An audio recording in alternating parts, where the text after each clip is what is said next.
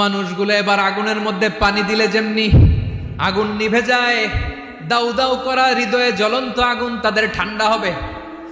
কিয়ামতের ময়দানে ওই বিভীষিকাময় সময়ে মুসিবতের কালে মানুষগুলো পাগল হয়ে বিশ্বনবীকে খুঁজতে আরম্ভ করবে।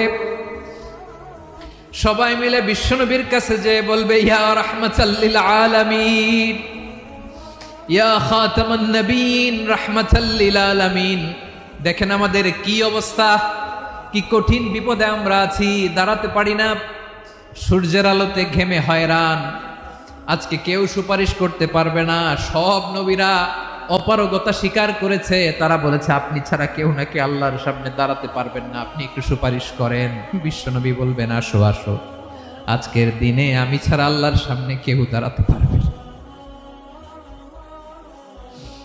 বিশ্বনবী মাকামে মাহমুদে যে আল্লাহু আকবার বলে সিজদায় লুটিয়ে পড়বে।